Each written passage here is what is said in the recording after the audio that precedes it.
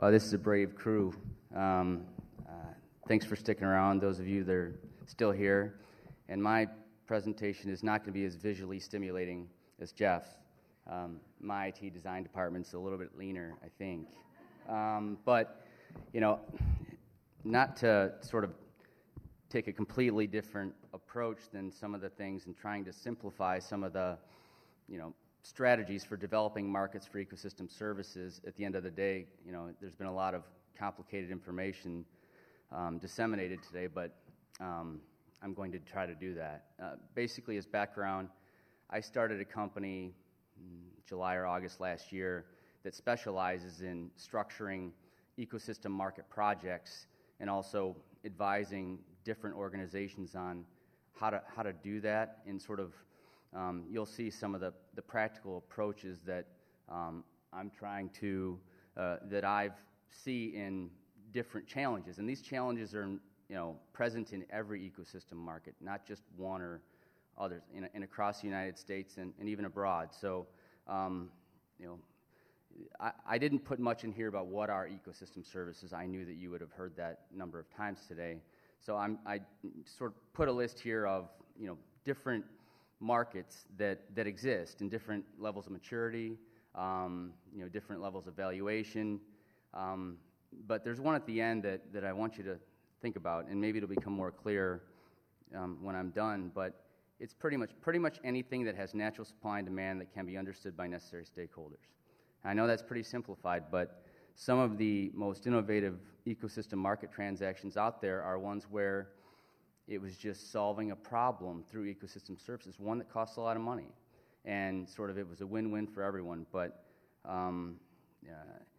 here are basically the most common challenges to ecosystem market implementation and mainstreaming.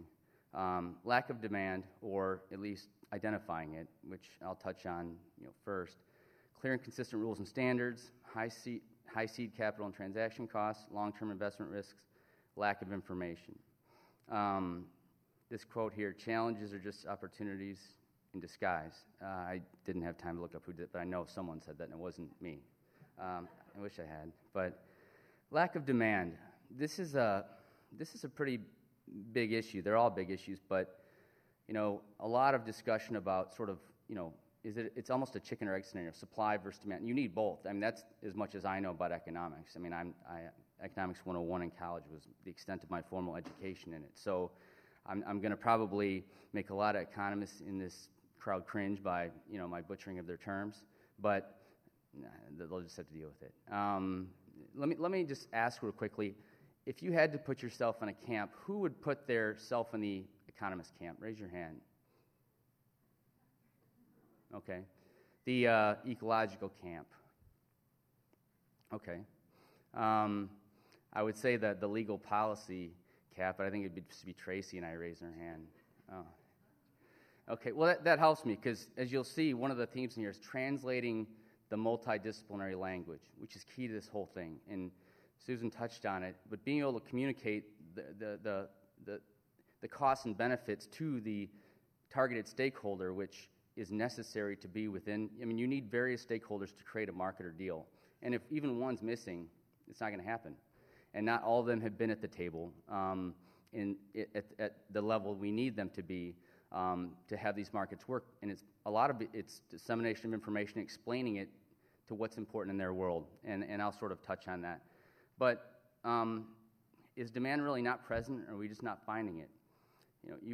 A lot of discussion, and it's just because of the expertise and discipline of the people speaking before me, approach sort of the supply analysis, whether it was sort of GIS analysis with Eric, or sort of, what society values and what do they want you to pay for it. I basically focus on the demand first. And, being a lawyer, for a law firm, for a large corporation, I help. The demand in my book is sort of liability. And, I heard, what I heard today is that, this sort of, there's moral quandaries in sort of, cost avoidances and offsets. I'm going to make ecosystem markets sound incredibly basic and commoditized, but I want you all to know that I'm a lifelong conservationist. I've, counseled, Ducks Unlimited, been involved in different organizations for my entire life, huge outdoors person. And these concepts that I'm talking about today were basically things that I was always looking for ways to make sure conservation finance got to where it needed to be, because the current system of public payments and philanthropy, it has not kept pace even when times were good. I mean, if you've seen the drop-off of philanthropic giving for conservation since the downturn, Susan will tell you all day long, unless we find alternatives, some of these conservation organizations that we support today won't exist in 5 years. And so I have one thing to say to the ecologists who, if I could instill a conservation stewardship ethic in everybody, I would. I wish I wasn't up here, but that's not realistic. The farmer in North Dakota, as much as he wants to be a conservationist, he's got to feed his family. So how do you make him participate? Well, he's going, if you make sort of an ecosystem market scenario that more profitable than growing corn in an unproductive farming area, then he's going to do it. That sort of is self-replicating. That was my goal. Because you'd need 80 TNCs with unlimited budgets to persuade everybody in the world to have a conservation stewardship ethic, and it still wouldn't happen. So we have to put it in sort of societal terms, and that's money, the almighty dollar. And so that's where it sort of stemmed from, but I'll get back to my presentation. I digress at times. But basically, demand in my book, and when I say value, I'm saying what someone's actually willing to cut a check for. So when I say value, that's what I mean. I think we all value a lot of things, but unless someone is actually going to pay money out of their own pocket, then it's outside of the scope of this presentation. So basically, you need regulatory drivers. Those are the sticks to have demand, because if someone has to pay a lot of money for something, and they've already calculated that can be solved by an ecosystem service solution, you're done. That's half the battle right there. So having calculated environmental reserves for corporations, worked on their SEC disclosures, all these things, you have to uncover a lot of rocks, but sometimes one of those rocks has the most incredible demand that was overlooked, that the end user doesn't even know exists, or that they could solve it through an ecosystem service solution. So when I say natural supply and demand, in my book it's basic. Is there a problem that's expensive that can be solved by ecosystem services? If you got that, you got a good start, even if there's not policy in place, because that's what I call it natural. It's just a problem and a solution. And also being able to tell a good story, because you have to persuade regulators, you have to persuade the end user if they don't know anything about this, and you have to persuade all the stakeholders in their language to get them to play. And then the lights will go on. And once the lights go on, they want to do it all day long. But you have to have a good story to tell the regulators if the regulatory policy doesn't fit within what you want to do, but it accomplishes the sort of rationale behind it. Telling stories, and the story of this deal, whether it's a bilateral ecosystem market deal, is key. It's just a story. It's a good one. We need to make the policy fit around the stories. So, a lot of times the ones that need these solutions the most have no idea they exist. So we have to point that out, and point it out to where it contributes to the corporate bottom line. Lack of clear and consistent rules. This is a problem. I'm not going to deny that. And I think, what I like about ecosystem markets, performance-based environmental policy versus command and control, is that the projects then become the regulatory framework. You have a number of good ones, then the regulators look at it and say, well, that's pretty good how they did that. Let's take pieces of determining, and so it's sort of business-led, and you're seeing a lot of that out there. Sort of someone has to take the first step, and there's more and more organizations doing that. And not blaming anybody, not blaming the EPA for not having fishable swimmable waters by 1985 or 82, whenever it was that 82 or 83? But anyway, not blaming them. Creating ecosystem markets is hard stuff, and I think one of the things what I tried to do as I listened to everybody's presentations, which I'm not going to have time, was take a lot of complicated economic terms and translate them to my simplified ones here, sort of just for my own purposes more than anything. But this is completely multidisciplinary. We have to have more of these. And I think I can't remember who said it, maybe it was Amy, where someone asked a question and you said that you didn't disagree that much. Because you were in a room of all economists, I assume. You start putting lawyers, ecologists, there's going to be a lot of disagreements, and probably not fist thrown, but sometimes close. And we need that. We need pleasantly unreasonable people, and I say that somewhere in here. I'll tell you what I mean by that. But there is hope. The recent establishment of the USDA Office of Ecosystem Services and Markets, I think, was a huge step, and it was a huge step huge eye-opening moment for me that at least the government has recognized that these exist. That's a big step, and so let's hope that they get the support they need to implement these. So, also, if the rules don't exist, then create them. And I know that sounds much harder than it is, and it is hard. But if you have a good story and it makes sense and it accomplishes a win-win for all people, the regulators will work with you. I mean, I did a lot of brownfield redevelopment over the years, and a lot of complicated brownfield sites didn't fit within certain regulatory requirements, but it accomplished the rationale behind it, and they would sort of shape it around that because they wanted it to get done. There was a good reason for it. So rules can be created by good projects. High investment and transaction costs. This is a problem, but that's only because we are not completely integrated yet. Basically, knowledge dissemination is getting better. There's new websites like Ecosystem Marketplace, USDA Forest Services, this conference. It's getting much better. Another issue is sort of the ability to stack, bundle, integrate, whatever you want to call it, integrating ecosystem market projects within, or opportunities within one project. If someone creates, say they do a bottomland forested hardwood reforestation, and it creates, incremental wetlands from degraded, cropland, they should be able to get financial credit for all the ecosystem services that they produce if there's a market for it, and if there's not, the ability to preserve it for when it comes down the pike. And that's within sort of easement restrictions, land use restrictions. As long as you sort of tee up the opportunity and identify it up front, you should be able to get financial credit for that. And part of the reason, for that is it's a higher financial incentive to even do it because of the high transaction costs, investment costs. It's a diversified portfolio. You're not going to put all your money in, GM, or if you did, I'm sorry. You're going to diversify it. And so if carbon's online, wetlands mitigation, water quality, trading, if one, wetlands mitigation bank is completely development demand driven, what if development of the city goes the other way and you've invested $5 million in it? Should you be penalized for being proactive and it's being completely speculative? But what if you have carbon and others to offset that? You're going to incentivize more parties to play in the game. And so, and it's not just all about carbon. That's what we hear about every day.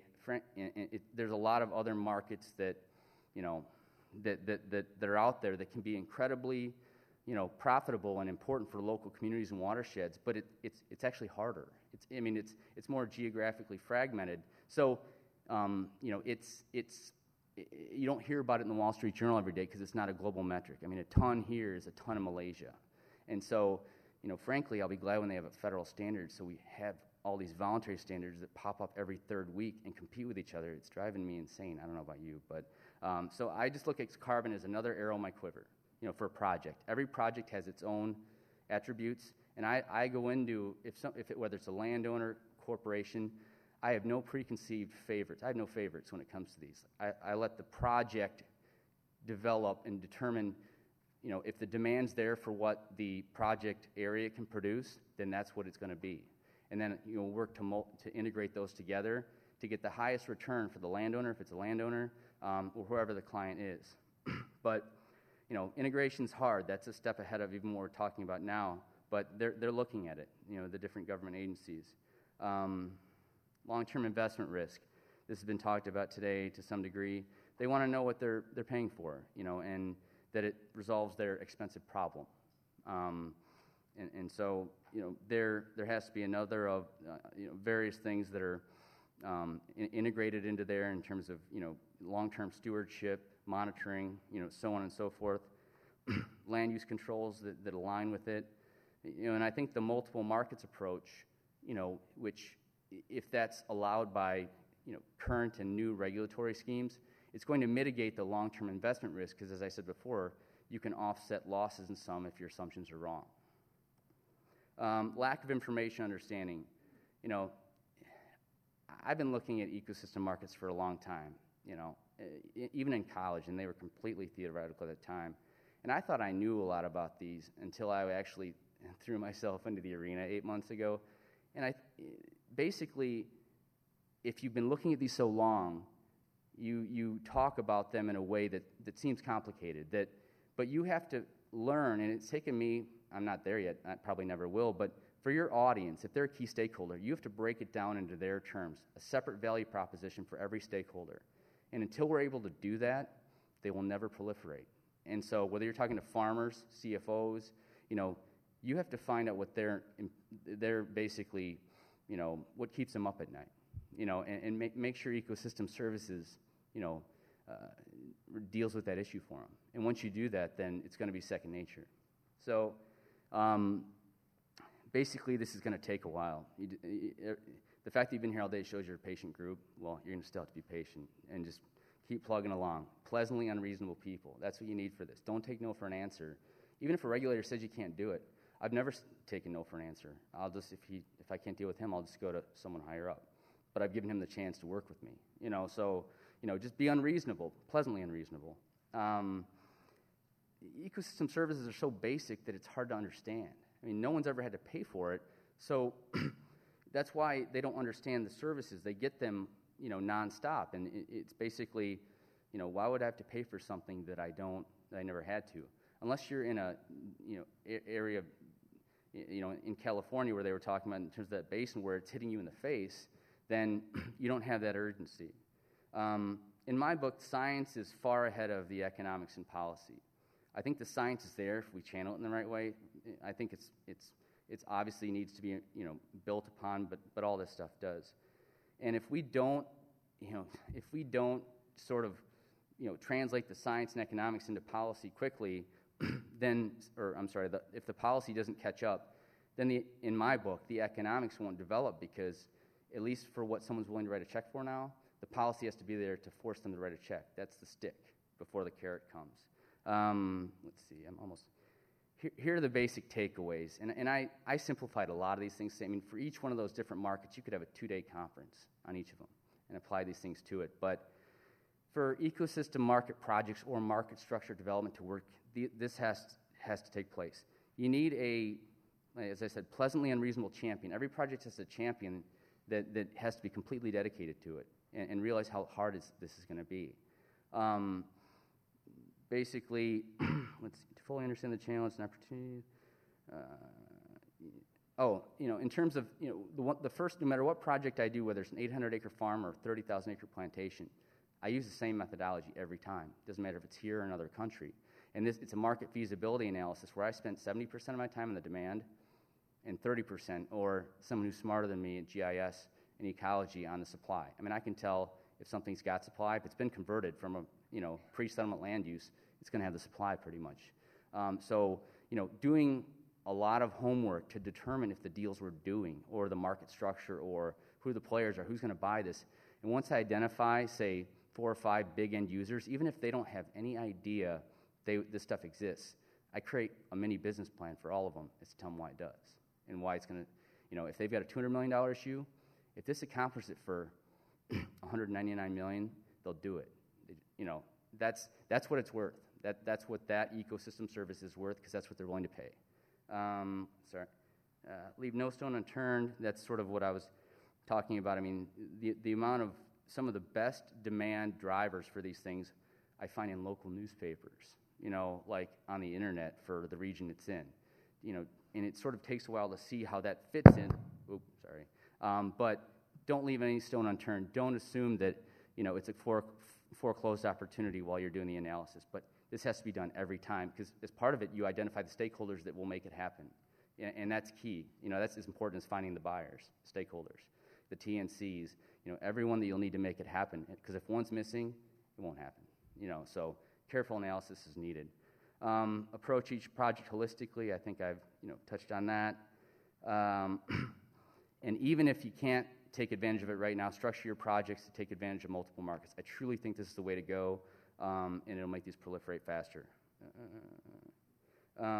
Translation of the multidisciplinary ecosystem market language. This is going to take a while, but we need to get in the room and argue, not get along.